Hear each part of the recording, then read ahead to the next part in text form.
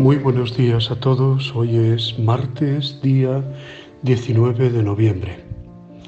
Es martes de la semana 33 del tiempo ordinario.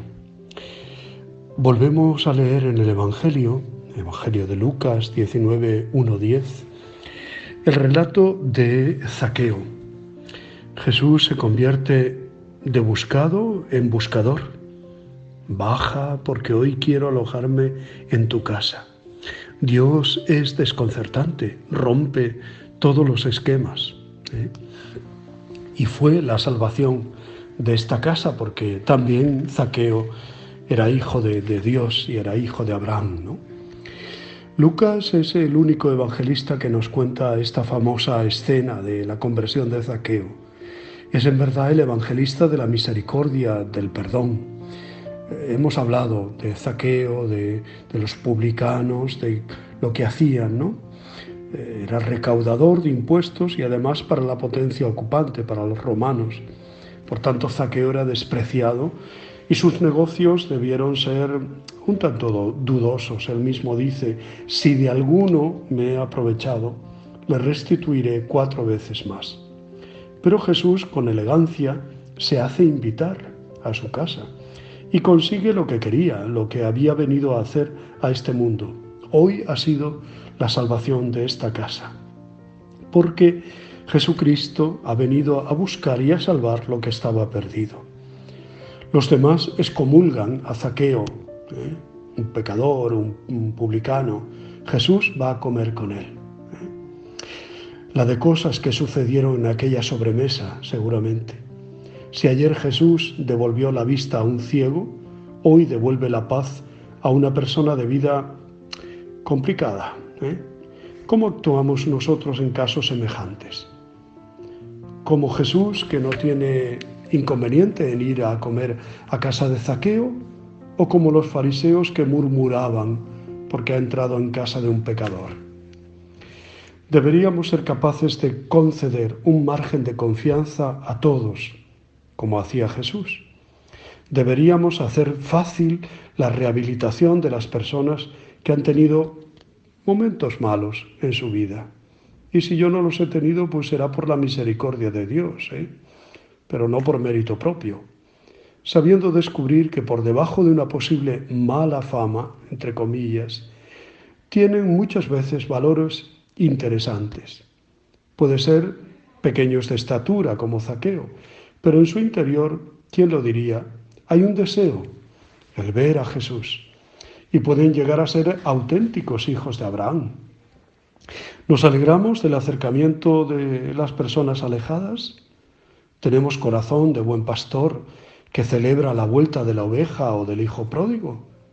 ¿O nos encastillamos en la justicia como el hermano mayor o como los fariseos, intransigentes ante las faltas de los demás? Si Jesús, nuestro Maestro, vino a buscar y a salvar lo que estaba perdido, ¿quiénes somos nosotros para desesperar de nadie? Ay, si Dios actuara así con nosotros, ¿no? Hoy voy a comer en tu casa. Hoy ha sido la salvación de esta casa. Pues cada vez que celebramos la Eucaristía, que es algo más que recibir la visita del Señor, debería notarse que ha entrado la alegría en nuestra vida y que cambia nuestra actitud con los demás. Al fin y al cabo somos pecadores a los que Dios sienta en su mesa y nos da a comer de su palabra, con ella tenemos que comulgar, y también de su cuerpo, casi nada, la misma vida de Dios y Dios habitándonos. Hoy celebra la Iglesia la memoria, entre otros santos, de San Abdías, uno de los profetas menores del Antiguo Testamento. Su nombre significa siervo del Señor y casi es lo único que sabemos de él, de su historia, ¿no? El contenido del texto de Abdías, que es muy, muy pequeño, ¿no? Son apenas unas páginas de la Biblia, un par de páginas, nos permite situarlo en su momento histórico.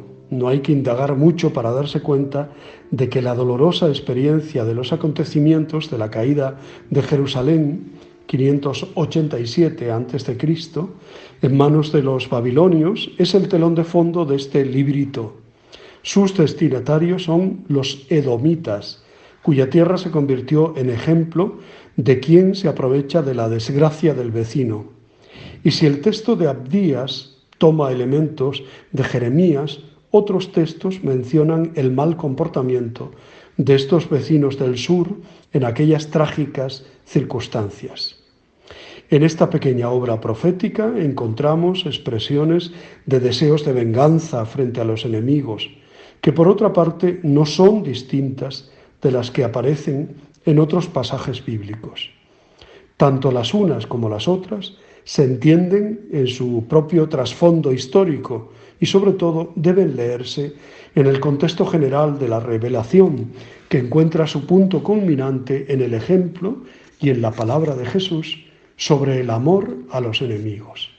Siempre el Antiguo Testamento debe ser interpretado desde el Nuevo, y siempre con esa actitud de saber que, bueno, pues hay un género literario y hay un contexto histórico y cultural y social y político al que corresponde el propio texto escrito, ¿no?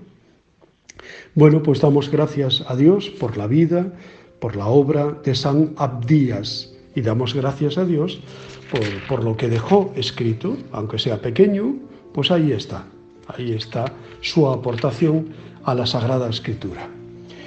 Os deseo muy buen día, os abrazo y os bendigo en el nombre del Padre, del Hijo y del Espíritu Santo.